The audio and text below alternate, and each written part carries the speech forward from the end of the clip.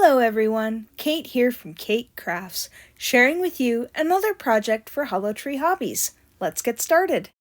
So to kick things off, we are going to be using Fawn's Poinsettia background stencil with some lemonade ink, some Peachy Keen ink, and some celery stick.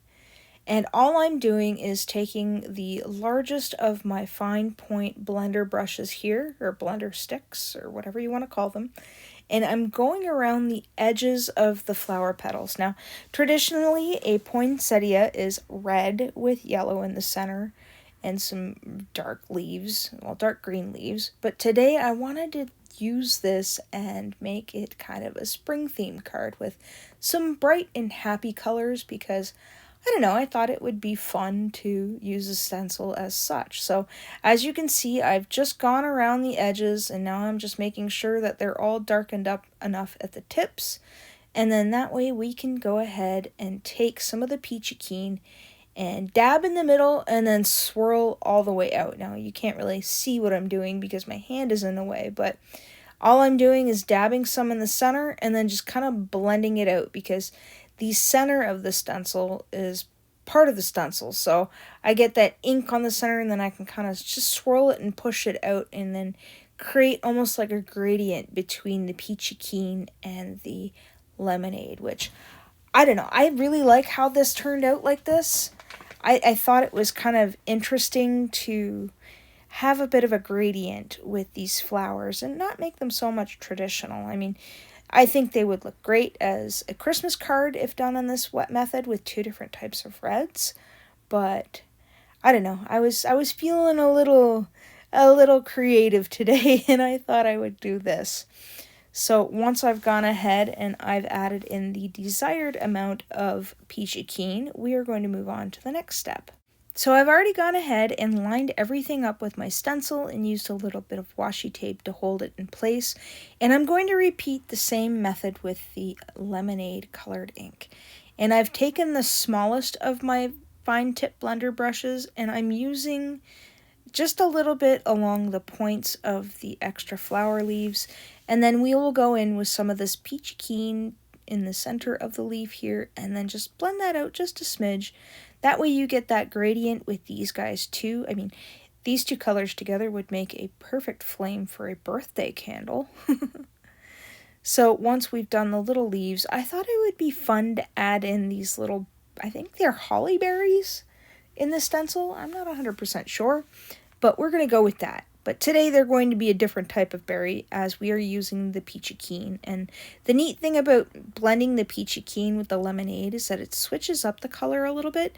So it looks like you used a different color for these little berry bits here with the Peachy Keen. And I don't know, I think this is a really pretty color to play with for spring colors. So again, once we have added the amount of ink that we needed to all these little dots, we are going to use the third part of the stencil. Again, so much like we did with the second stencil, I've gone ahead and lined everything up and used my washi tape to hold it in place so that way we don't get any off inking. And for this one, I am just taking the finest of the fine point blender brushes and I'm going around with all the little twigs with the celery stick and we are going to give it a little bit of interest. And I found that this green really worked well with the Peachy Keen and the lemonade ink and it just gave it a little bit of pop of color. And while we're in the home stretch of the ink blending, I should mention to you that if you are interested in any of the products that I used in today's video, I'll be sure to link the links in the description box below to the Hollow Tree Hobbies website where they can be found. So next we have the centers of the flowers here and I thought I would go in with some more of that Peachy Keen and I'm kind of going a little bit heavy-handed because I want those little tiny dots to be very saturated.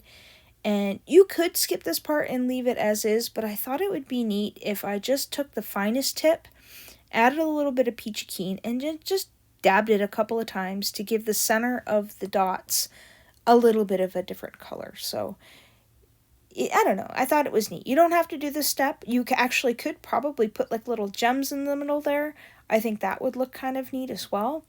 And just to kind of give it a little more interest, I'm going around the edges very light-handedly with some more of the lemonade ink just to draw your eye into the center of the card.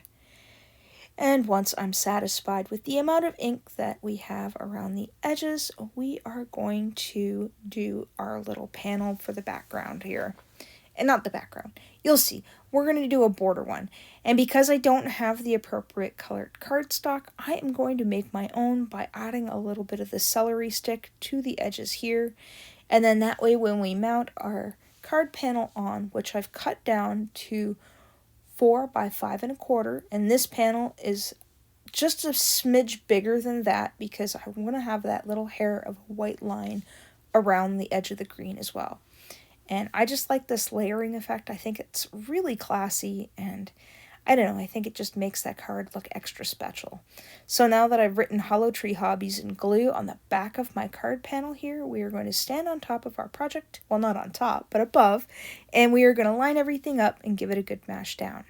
So next, I thought I would zhuzh up the sentiment. So we have got Wishing You Happiness that I'm inking out in a little bit of this Lawn Fawn lemonade ink.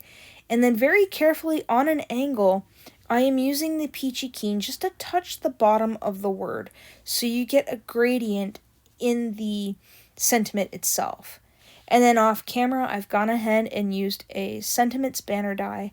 And I've cut off the one edge. And now I'm just dusting the edges with a little bit of the celery ink just to add that little smidge of an interest. And I think this little touch is really neat. I mean, you could drag the edges along the ink pad, but I wanted to give it just a dusting, just like a kiss of ink around the edges, just so it wasn't such a stark white difference between the pattern paper that we've created and the banner die sentiment here as is. So once I'm satisfied again with the amount of ink I have around the edges, we are going to grab some scissors and we're going to trim that back a little bit because I'm not too keen on that corner. I try to dust it out a little bit, but because we have that little bit extra there, I'm just going to snip off just a smidge, and then we're going to dab it in there and then dust it again with our little bit mini blender brush. And I just love these brushes. I think that they serve such a great purpose for doing small and little areas when you're ink blending. So I wanted to add a little bit of sparkle, and I've pulled out my trusty wink of Stella. Now, I don't want to squeeze too much out onto my project, so I'm going to grab a piece of paper here, and then we're going to squeeze a little bit on there to make sure that it doesn't blob out. Like right here, you can see a bit blobbed out, and I'm always worried about squeezing too hard and getting too much product on my project. So I like to take a scrap piece of paper and just kind of squeeze out just enough that I need so I can pick it up like I'm watercoloring with it.